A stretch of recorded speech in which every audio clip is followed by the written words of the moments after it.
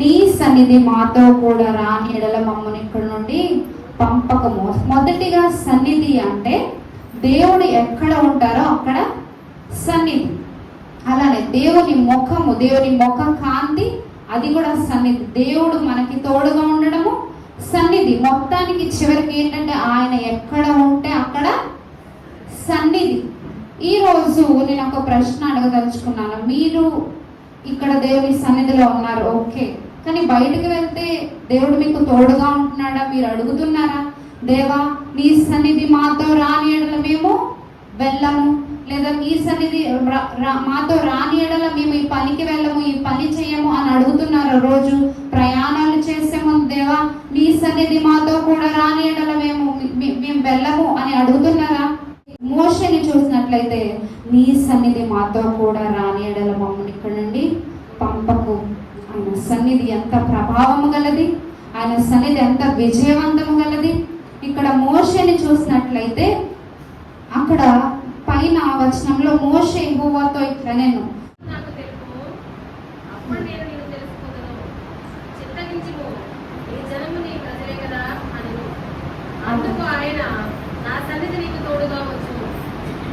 మొదటిగా ఆయన సన్నిధి తోడుగా వస్తే ఏం కలుగుతుంది అంటే విశ్రాంతి కలుగుతుంది. విశ్రాంతి. లూకాసు వార్త 5:5 చూసినట్లయితే లూకాసు వార్త 5:5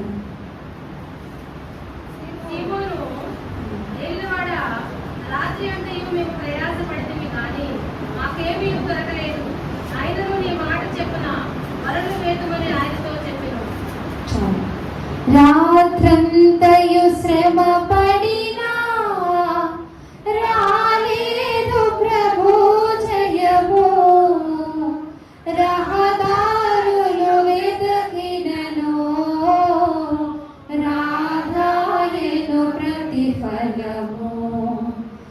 రక్షించు నీ సిలువా రమణీయ లోతులలో రతనాలను వెదకుటలో చిల్లు నా పడవ. అక్కడ పేతురు ఏం చేశాడు? రాత్రంతా శ్రమ పడ్డాడు. రాత్రంతా కూడా నాకొక్క చేప అయినా పడుతుందేమో అని చెప్పి రాత్రంతా శ్రమ పడ్డాడు, కానీ ఒక్క చేప కూడా పడలేదంట. కానీ ఎప్పుడైతే యేసయ్య వచ్చారో అక్కడ ఏం జరిగింది? వారు వలలు పెక్కిలించిపోయేంత విస్తారమైన చేపలు పడటం మనం అక్కడ గమనిస్తున్నాం. ఇక్కడ దేవుని సన్నిధి ఏంటని చెప్పాను? దేవుని తోడు. ఆయన ఎక్కడుంటే అక్కడ ఆయన సన్నిధి. అక్కడ పేతురు దగ్గరికి దేవుని సన్నిధి వచ్చిందా రాలేదా? వచ్చింది. కాబట్టి అక్కడ ఏం చూశాడు? రెస్ట్, విశ్రాంతి చూశాడు. ఇక్కడ మోషే పలికినట్లు నా సన్నిధి నీకు తోడుగా వచ్చిన నేను నీకు విశ్రాంతి కలుగ చేస్తాను. ఈరోజు దేవుని సన్నిధిలోకి వచ్చిన మీ అందరికి విశ్రాంతి కలుగును గాక. ఆమేన్. ఎంత శ్రమ పడిపోయినా, ఎంత ప్రయాసపడి, ఎంత కష్టపడి నేను అది చేయాలి, నేను ఇది ఇలాగ చేయాలి, అలా చేయాలని రాత్రి పగలు మీరు ఏ అయితే కష్టాలు పడుతున్నారో, మీ బిడ్డల కోసం ఎంతైతే ప్రయాస పడుతున్నాడో దేవుడు మీకు అన్ని విషయంలో విశ్రాంతిని కలుగజేస్తానని వాక్యం సెలవిస్తుంది. దేవుడు మీతో చెప్తున్నాడు. మోషేకి విశ్రాంతిని కలుగజేస్తానన్నట్లు ఆనాడు పేతురుకి తను రాత్రంతా కష్టపడిన కష్టమంతా కూడా ఎప్పుడో పోయింది? యేసు ప్రభు వచ్చినప్పుడు పోయింది. యేసు సన్నిధి వచ్చినప్పుడు పోయింది. అందుకే ఎప్పుడైతే యేసుని ఆశ్రయిస్తామో, ఎప్పుడైతే యెహోవాను ఆశ్రయిస్తామో అప్పుడు మనకేం కలుగుతుందంట? విశ్రాంతి కలుగుతుంది. అందుకే నరులను ఆశ్రయిస్తూ ఉంటాం మనం. కొంతమంది ఏంటి, మొత్తం అందరం మొదటిగా దేవుడి దగ్గరికి వెళ్ళకుండా మనం ఏం చేస్తామో మనుషులకి చెప్పుకుంటూ ఉంటాం మన బాధలు. వీరు వింటారేమో, వీరి ద్వారా అయినా నేను కొంచెము నా బాధ తగ్గిపోద్ది, నాకు కొంచెం విశ్రాంతి కలుగుతుంది అని చెప్పేసి మనం అనుకొని ఆ టైంకి వారికి చెప్తాం. కానీ కొన్ని రోజులు పోయాక వారు ఏం చేస్తారు? మనం ఏదైతే చెప్పామో దాన్ని బట్టి వాళ్ళు విమర్శిస్తూ మాట్లాడుతూ ఉంటారు కదా. కానీ ఎప్పుడైతే దేవుని ఆశ్రయించామో ఏమవుతుందంట, మనకి విశ్రాంతి కలుగుతుంది. ఆయన ఆశ్రయించేవారు ధన్యులు అని ఇర్మియా చూడండి, ఇర్మియా 17వ అధ్యాయము 5 నుండి 8 వచనంలో మనం చూసినట్లయితే అక్కడ నరుని ఆశ్రయిస్తే ఏంటి, దేవుణ్ణి ఆశ్రయిస్తే ఏంటి అని అక్కడ రాయబడింది. 5 నుండి 8 వచనాలు. ఇర్మియా 17, 5 నుండి 8 వచనాలు.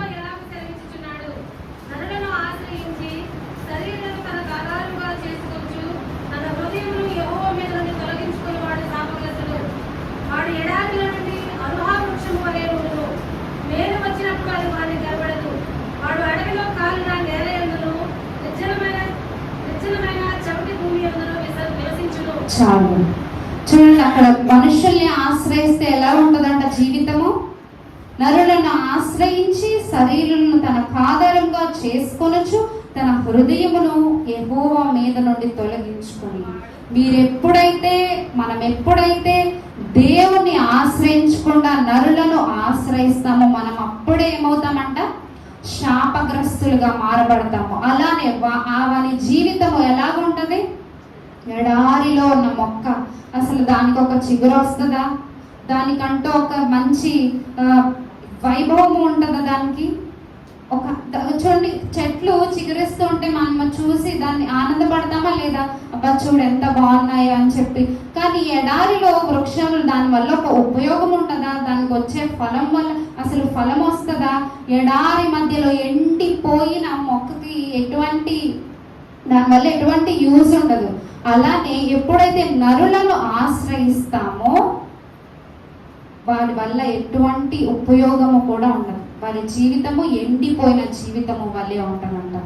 అలానే మేలు వచ్చినప్పుడు వానికి కనబడదంట. దేవుడు తన ముందే మేలు చేస్తాడు, తన ముందే ఆపర్చునిటీస్ ని తీసుకొస్తాడు. నీకు జాబ్ ఆపర్చునిటీ ఇది వచ్చింది అది వచ్చిందంటే మనం ఏం చేస్తాం, లేదు వీరిని పట్టుకుంటే నాకు జాబ్ వస్తుంది, లేదు వీరిని పట్టుకుంటే నాకు పేరు ప్రఖ్యాతలు వస్తాయి, వీరిని పట్టుకుంటే నాకు ధనం వస్తుంది, వీరిని పట్టుకుంటే నాకు మంచి జీవితం వస్తుంది అని మనం ఏం చేస్తూ ఉంటాము, మనుషుల మీద ఆధారపడిపోయి దేవుని మేలుని గ్రహించుకోలేము. అందుకే ఎప్పుడైతే దేవుని ఆశ్రయించమో దేవుడు మేలు కలుగ చేసినప్పటికీ అది మన ముందున్నప్పటికీ మనము గ్రహించలేము, మనకు అది కనబడదు. అలానే ఎలా ఉంటుందంట వాడి జీవితము, కాలిన నేల యందు నిర్జనమైన చవిటి భూమి. ఆ కాలిన నేలలో చూడండి, మనము ఏదైనా పిచ్చి మొక్కలు వాటిని పాడు చేసేయాలనుకోండి, ఏం చేస్తాం, మంట వెలిగిస్తాం కదా, అక్కడ ఏమన్నా చిగురిస్తాయా? ఏదైనా ఫర్ ఎగ్జాంపుల్ ఇప్పుడు వర్షాకాలం వచ్చింది, ఈ యొక్క మునగ చెట్ల మీద పురుగులు వస్తూ ఉంటాయి కదా. ఇష్టం లేని వారు లేకపోతే ఇంకా వద్దు అనుకున్న వారు ఏం చేస్తారు, దాన్ని కట్ చేసి దానికి నిప్పు అంటిస్తారు, అవునా? అయితే నిప్పు అక్కడ ఏంటి, ఇంకా పెరగద్దు అనే కదా ఆ ఉద్దేశంతో నిప్పును అంటిస్తాము. ఇక్కడ వాడి జీవితం ఎలా ఉంటుందంటే కాలిన నేల యందు ఎలాగైతే ఉంటుందో అలానే వాడి జీవితం ఉంటుందంటే, అంటే ఎటువంటి ఫలింపు ఉండదు, ఎటువంటి చిగురింపు ఉండదు, అసలు నూతనమైనది కూడా ఏది రాదు. ఎప్పుడైతే నరులను ఆశ్రయించామో అప్పుడు అలా ఉంటుంది. కానీ యెహోవాను నమ్ముకొని యెహోవాని ఆశ్రయించిన వారి జీవితం అక్కడందని ఉంది చూడండి.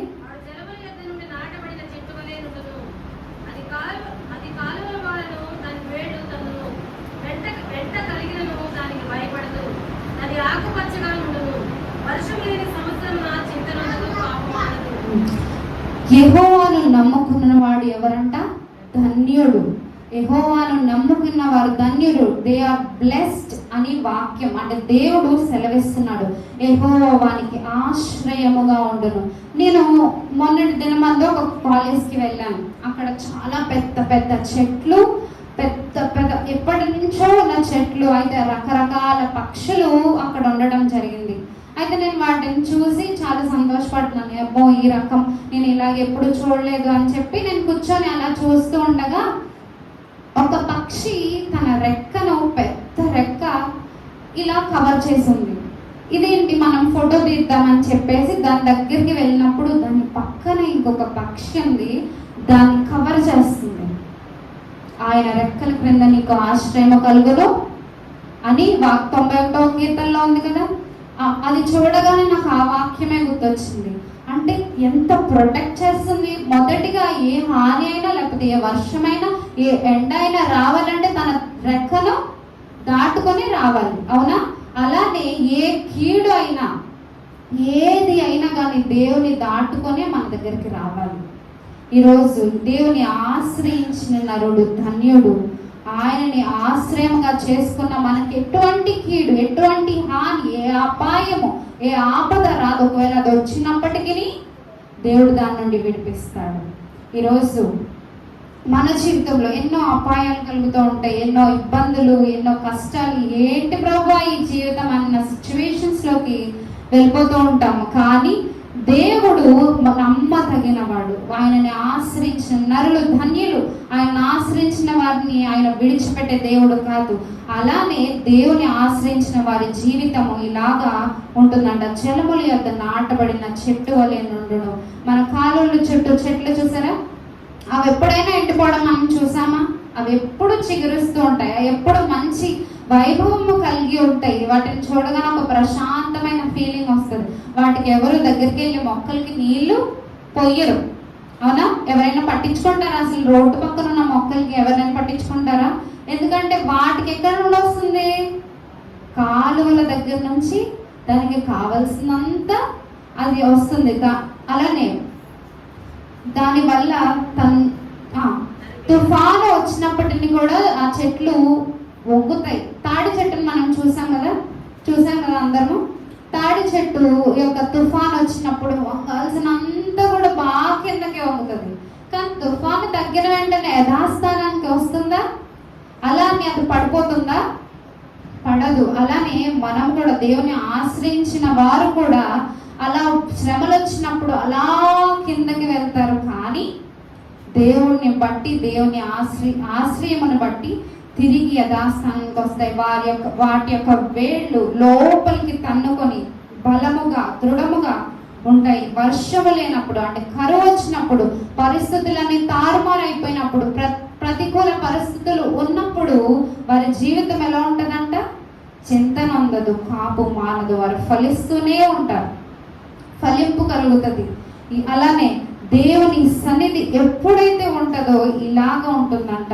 దేవుని సన్నిధి లేకుండా, దేవుని తోడు లేకుండా, దేవుని ముఖ కాంతి లేకుండా, ఆయన మనలో ఉండకుండా మనము ఫలిస్తాము అంటే అది అవ్వని పని. అలానే దేవుని సన్నిధి ఎక్కడ ఉంటుంది అని చూసినట్లయితే God's presence is in us. మనలో ఉంటుందంట దేవుని సన్నిధి. చూసినట్లయితే యోహాను సువార్త 14వ అధ్యాయము 16.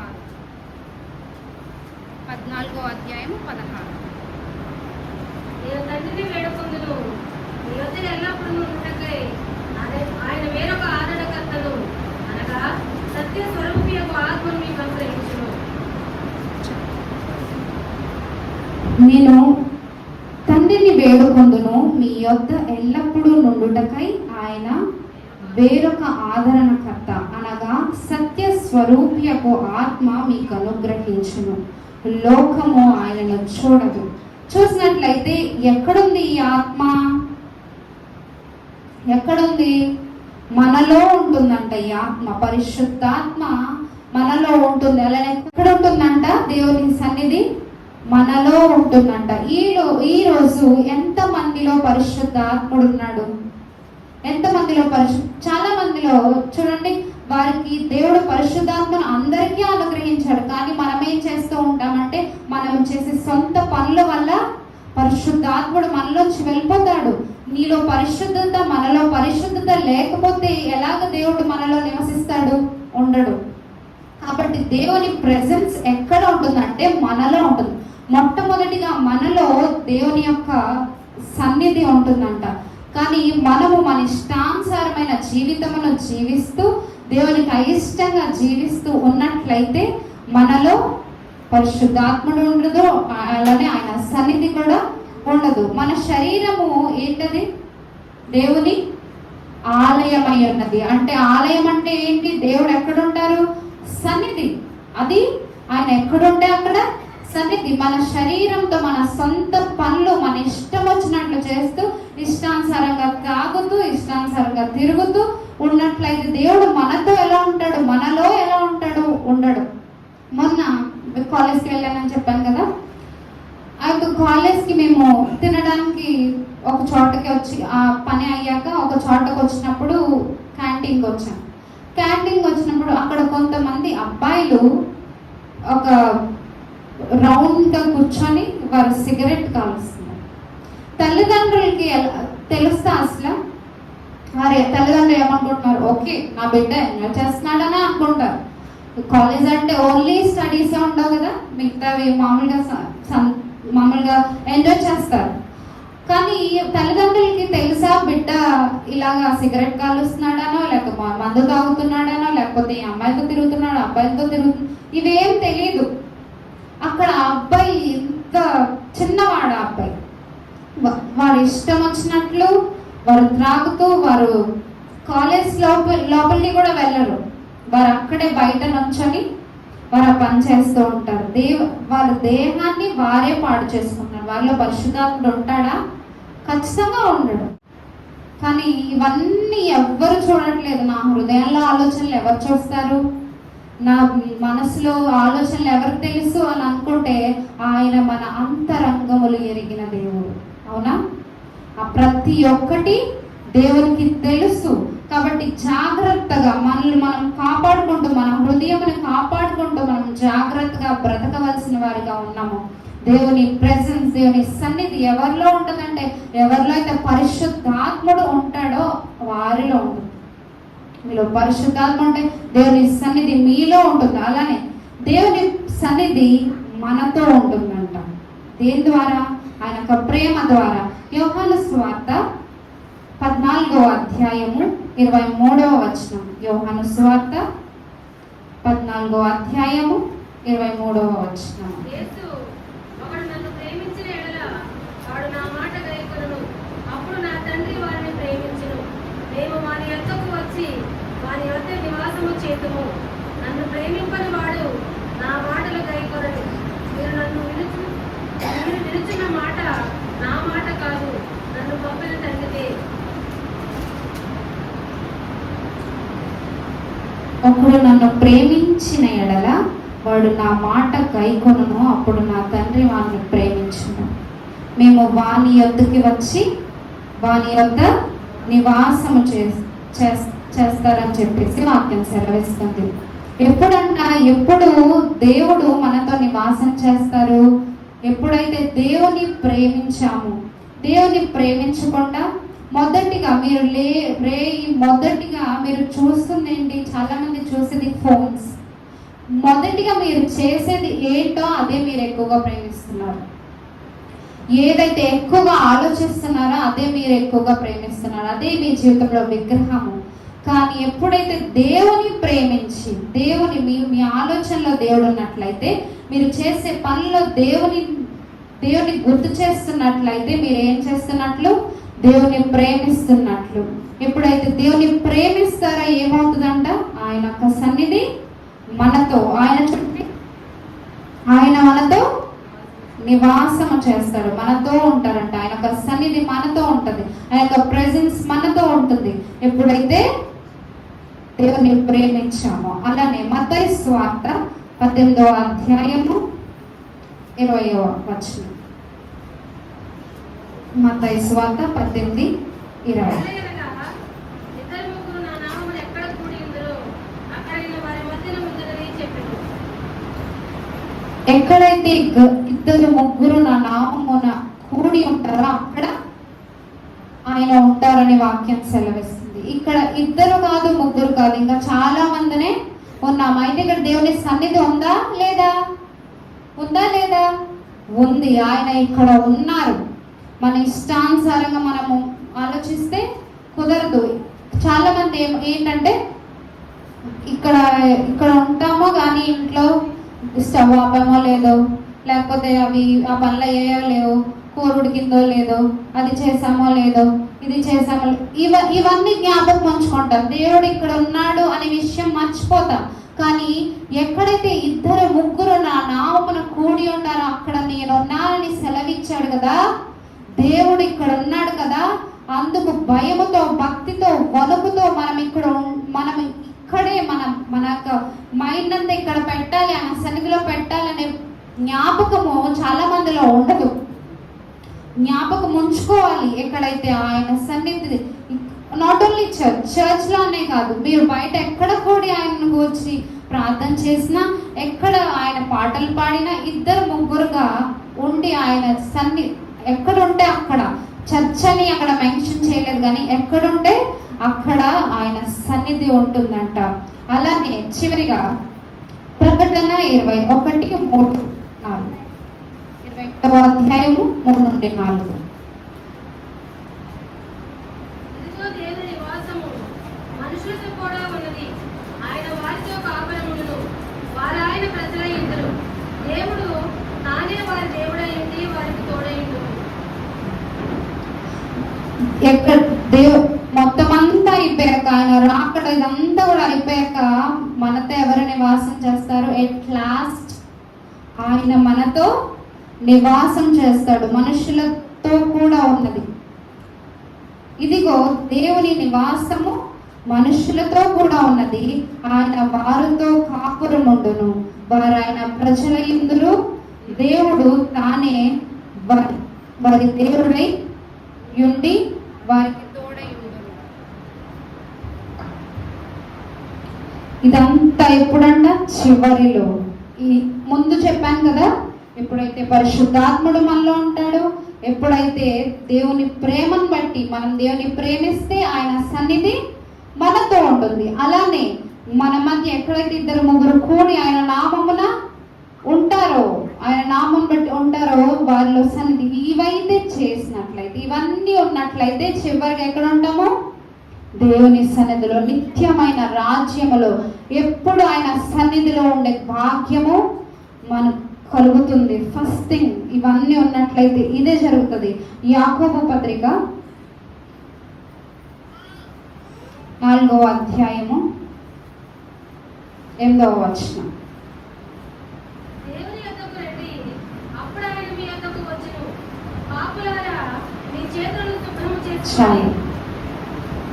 రండి రండి యేసుని యొద్దకు రమ్మనుచున్నాడు. రండి రండి యేసుని యొద్దకు రమ్మనుచున్నాడు.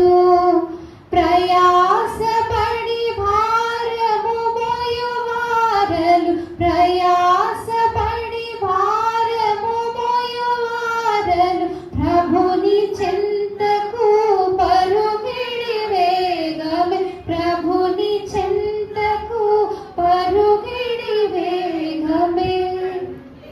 రండి యేసుని యొద్దకు రమ్మనుచున్నాడు.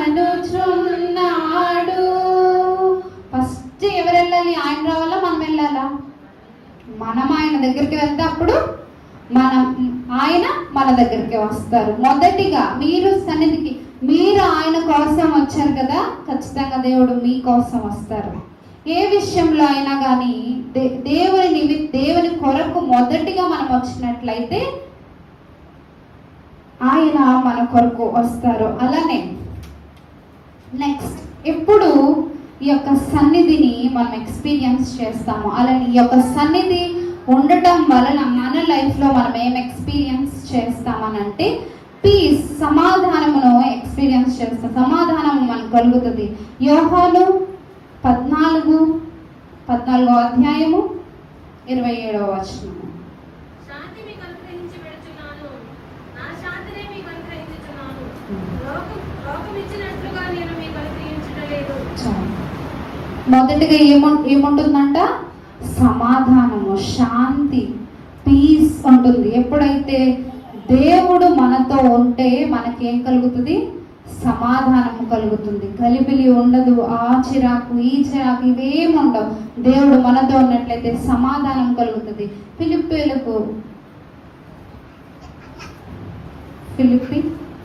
4:7. అప్పుడు సమస్త జ్ఞానమును మించిన దేవుని సమాధానము యేసుక్రీస్తు వలన మీ హృదయములకు మీ తలంపులకు కావలియుండును. చాలు. సమస్త జ్ఞానముకు మించిన సమాధానము దేవుడు మనకు అనుగ్రహిస్తాడు. ఎప్పుడైతే ఆయన సన్నిధి మనతో ఉంటే అప్పుడు మనకి సమాధానము కలుగుతుంది. మొదటిగా ఏంటి? సమాధానము, శాంతి మనకు అనుగ్రహించబడుతుంది. రెండోది గైడెన్స్, డైరెక్షన్. ఏది మంచిది ఏది చెడు ఆయన సన్నిధి ఉండడం వల్ల ఏది చెయ్యాలి ఏది చేయకూడదు అని కూడా తెలుస్తుంది. కీర్తనలు 32:8.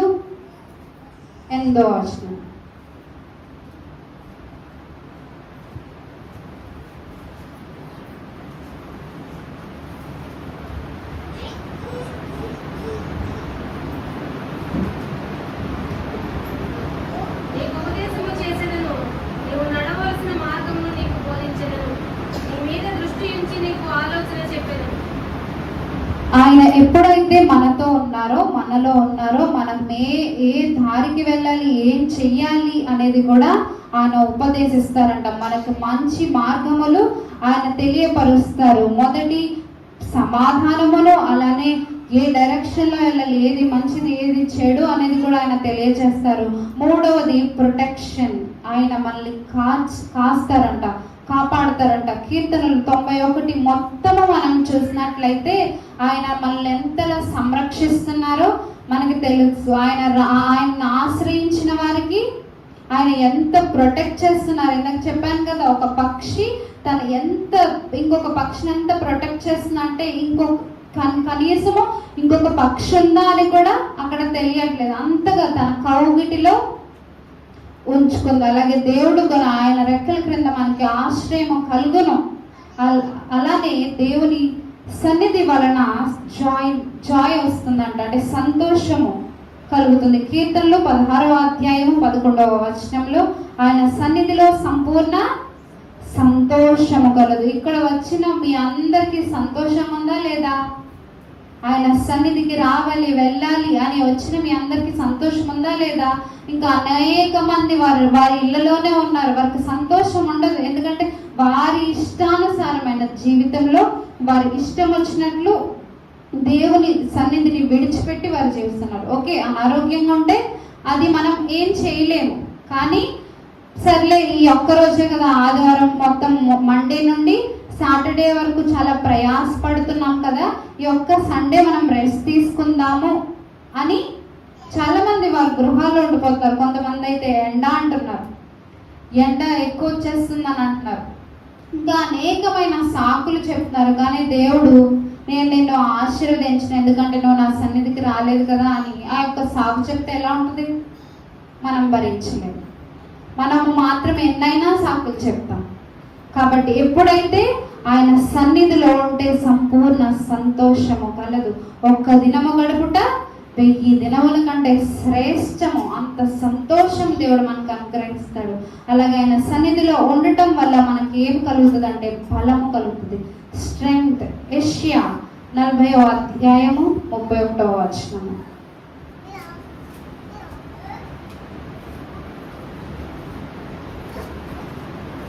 యెహోవా కొరకు ఎదురుచూచువారు నూతన బలము పొందుదురు, వారి పక్షి రాజ్యములే రెక్కలు చాపి పైకి ఎగురుదురు.